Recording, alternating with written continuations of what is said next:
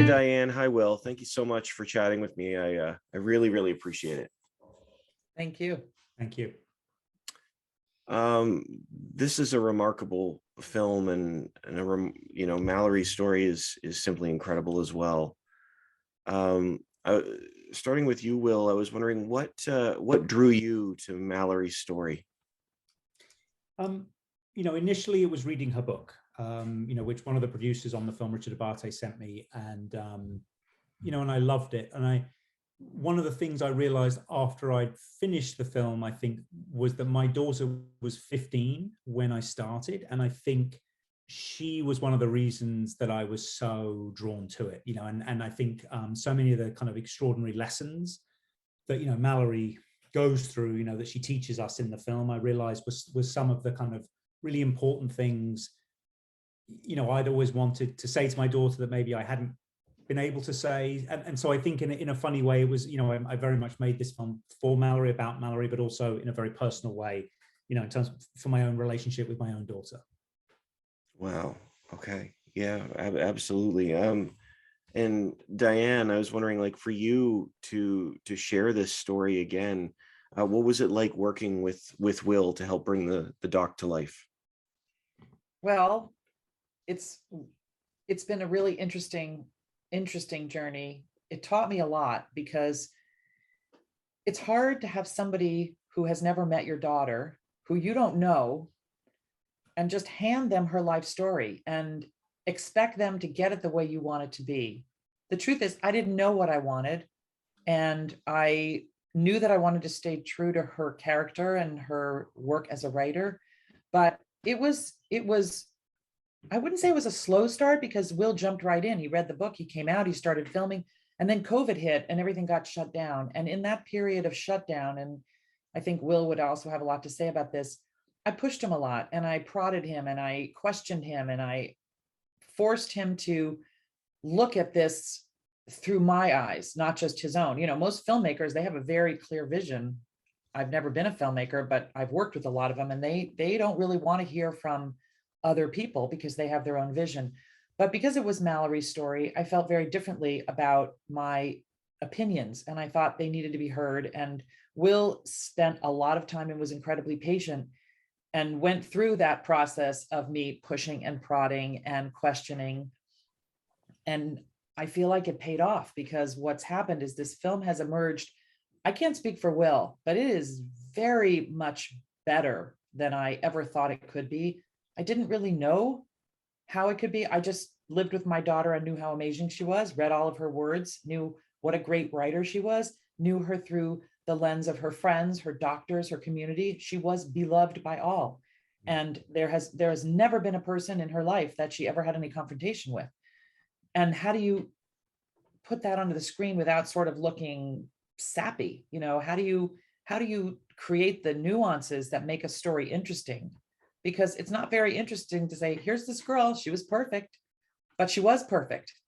So I guess you better ask Will. Well, I'd love to hear Will. What do you? I want to hear from Will about that. Yeah. Yeah, it was a really interesting and very different process, as Diane said. I normally wouldn't have welcomed so much input from somebody so close to the subject. But in a way, I knew I hadn't known Mallory. I was coming very late to this. So it was, and also, look, it was very important to me. That I never intended to make a kind of, there's no gotcha documentary here, right?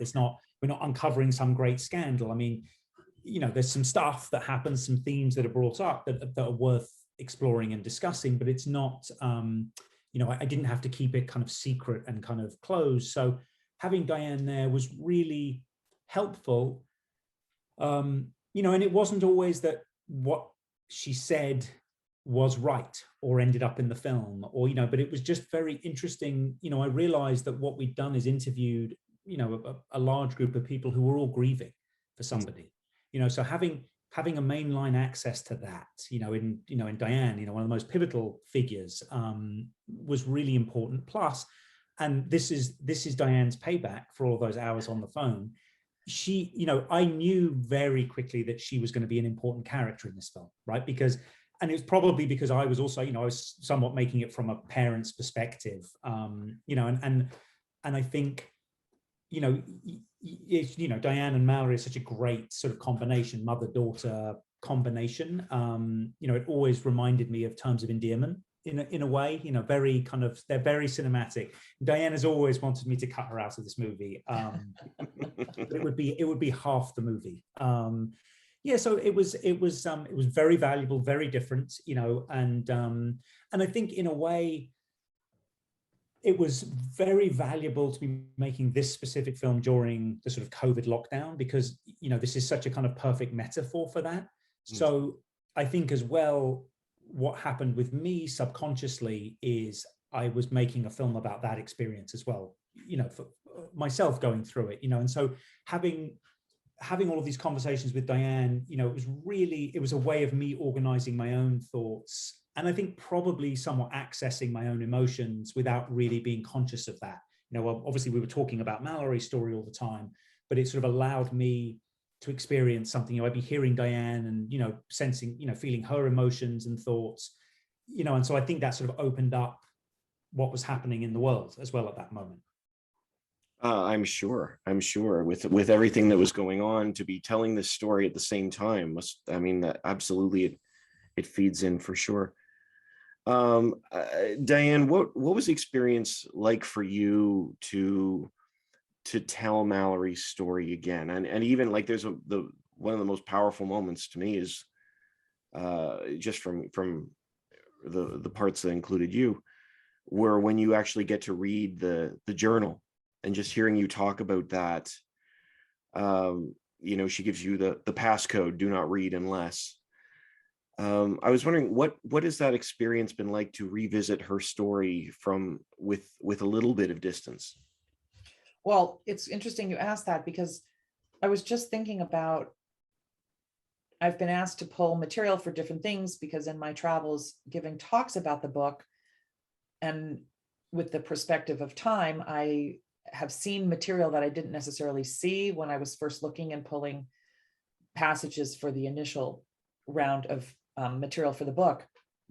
I think in the beginning, I was reading it with such a heavy heart and through tears that would just, you know, I'd be reading and I would just be sobbing. And I knew the day-to-day logistics of her life. I knew everything about what she had done, but the element of surprise about her emotion and the depression and the sadness and the difficulty and the fact that she really didn't want people to view her, and she adopted my no pity party mantra. She had her mantra, live happy. And one of the things that she explores in her journal is whether it was the right decision to keep things that way. It made her able to live a really normal life, go to the prom, have boyfriends, have besties, talk about other things than what she had to live with every day. But by the same token, I don't think anybody really understood her suffering. And I will tell you that when her handful of best friends came over here and I showed them the material for the first time, they all sobbed because they felt so terrible that they hadn't known. And I said, look, if she wanted you to know, she would have told you. But with the perspective of time, I often ask myself, did she know what she was doing? Because it's such a clear roadmap. Sometimes when Will speaks about Mallory in the film, he talks about her finding her voice. And, you know, from my perspective, because I remember so much of the end, she had found her voice. But to somebody coming in and sort of reading the arc and watching the story progress and getting to know her that way, you realize, yes, it was an evolution and she was finding herself.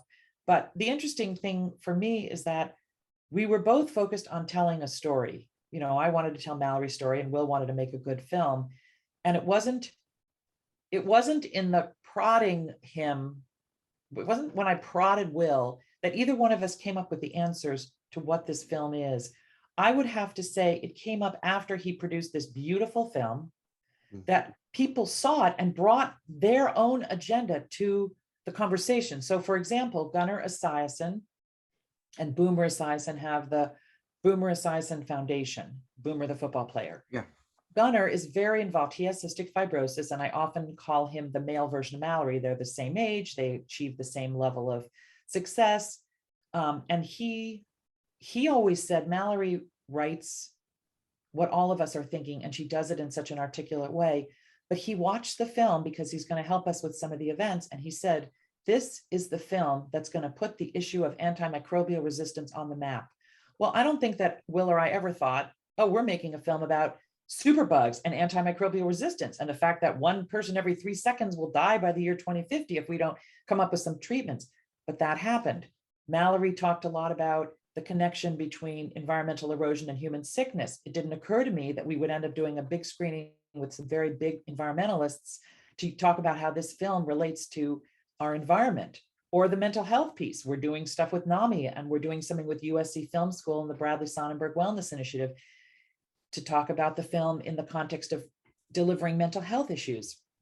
There's the power of the patient voice. There's organ donation. There's all these issues and themes that I can't take credit for raising. I don't know if Will would answer that differently, but just in his telling of this story and the choices that he made about how to edit the piece and put it together, and even the trailer, the trailer has resonated beyond our wildest imagination, and it's enabled us to set up all these kinds of things.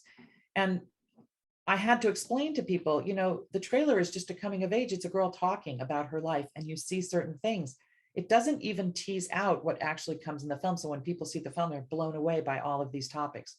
But it has been an amazing journey to see how Mallory's story is being used and all the potential for very serious conversations, for research, for clinical trials, for attention to issues that need to be more in the spotlight. Well, that's one of the things that I even found that amazing about the film, is that there are so many other conversations that are sparked from within her story. Like you said, there's mental health, there's the superbugs, there's all this stuff, and I, and watching that around, I'm like, wow, there are so many opportunities to talk. Not just Mallory's story has provided so many opportunities to talk about even more issues, and for a young woman who didn't want to be defined by her disease, I don't think it any way this film is defined by the disease. There's so many things. Will, thinking of you here, coming into this story from the book, one of the lines that is in the film, it talks about somebody, I forget who it is, forgive me, that says I guess I misunderstood what cystic fibrosis is. So for you, I was wondering, was there anything that you misunderstood about cystic fibrosis that opened your eyes? No, it's not so much that I misunderstood anything. I really didn't know much about it. Right. It's one of those, I'd heard about it. And in fact, my wife is the carrier of the CF gene. We discovered when we were, going through fertility stuff, when we were younger. But, I'd never, because I'm not, they then tested me and, and it had just been one of those things. I just sort of, oh, yes, that's, I think it's Rob Bowie, her amazing coach, who he says that, because he meets this vibrant, amazing 6 foot tall athlete. And he's like, how can this girl possibly be sick? So no, I mean, it wasn't misunderstanding it so much as it's really interesting. And Diane and I, again, one of our conversations was about, disability, and Diane had referred to cystic fibrosis as a disability. And I'd had that very layman's reaction of, well, is it? And it's funny because, you think of that as having very specific, physically identifiable markers, right? But of course, it's a terrible disability, right? And these invisible illnesses and these chronic illnesses, are, they're awful and, really debilitating, and can be very debilitating. So it was a big learning curve. It was a learning curve from total ignorance to hopefully a little bit of understanding. Yeah, absolutely. Diane, one of the other things that I thought was really interesting in the film, I believe it's Mallory that says it. She talks about the balance between acceptance and fighting back. Mm-hmm. I was wondering if you could talk a little bit about that, because that's wild is the wrong word, but a powerful juxtaposition. I personally made the decision to never go with acceptance and structured the tenor of our household around it's not happening. She's never going to die other than of old age and natural causes. And we lived that way, but it was in her writing that she explored all these themes that I sort of didn't allow in the house. And that's what I was alluding to earlier, that the journal reveals this deep thinking that I didn't allow myself to engage in. I never allowed myself to think about the fact that she might not make it. And in retrospect, I'm hindsight's 2020. Why in 2016, when Mark was so convinced phage therapy could help her, why didn't I fight harder? Why didn't Mallory? We both said, oh, it's not going to happen. Let's not waste our time and energy. I learned a lot from reading. Why didn't I ask her more questions? Why didn't I give her the space to talk about it? And so what I'm doing now is saying to parents all over, don't just assume because your child seems okay that they are, whether they're a young adult or whether they're older. And I check in on Micah every day. We talk all the time. I say, how you doing? How you doing? And then if I get a superficial or if I get something, then I push a little harder. And I didn't used to do that because I don't think I wanted to know. I think we were so focused on getting through every day and keeping Mallory focused on living her life. And she lived her life and she had an amazing life. And she always said to me, Mom, don't have any regrets. Some of the choices that we made might have hurt her health. I did not want her to go to Stanford. Her lung function went way down. I pushed her to go to camp. That is where she caught the cepacia.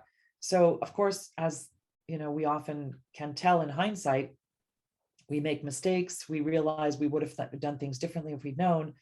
And I sort of feel like Mallory's story is a cautionary tale and a celebration of life. And I hope that people see it as both, because they can learn a lot if they really do pay attention. And I hope people read her book as well that haven't, because I always, every day, every single day for 3 years, I've gotten letters and emails from people who read her words and tell me how she has inspired them or thought them to think differently or do something differently. And I know that the film will also do that as well. We're chomping at it for people to see it. Yeah, it's phenomenal. It really is wonderful. I know as we start to wrap up here, springboarding off of what you said there, Diane, I back to you, Will. How or does a story like this change you? And if so, how? It does. I think, I'm a fairly cynical person by nature, and, I'm a very sarcastic person by nature. And what this taught me a couple of things is, A, to be slightly less sarcastic, especially when it comes to my own emotions.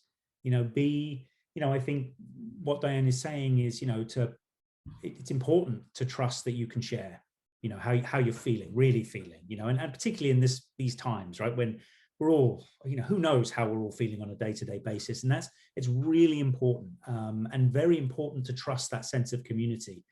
Diane and Mallory were so good at kind of building it, but to really, to share, and to be open to other people's stuff,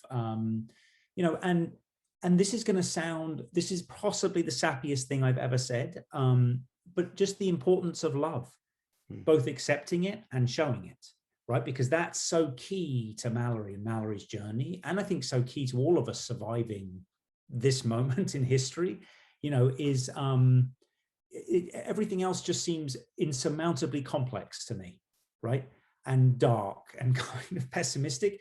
But I come back to this thing of like, well, but we still can love each other, and that's it. That's probably the most important thing. And now the sarcastic side of me is going to say, I can't believe I just said that publicly. I can't believe you just said that. All you need is love. See, this is why Diane and I get along so well. Well, it is an incredible film and incredible story. Diane, thank you for being willing to share Mallory's stories and her words with us. And Will, thank you for giving a platform for her to do that on screen. It really is a wonderful film, and I wish you both the best with it, and hope that more conversations can spark out of it. Thank you.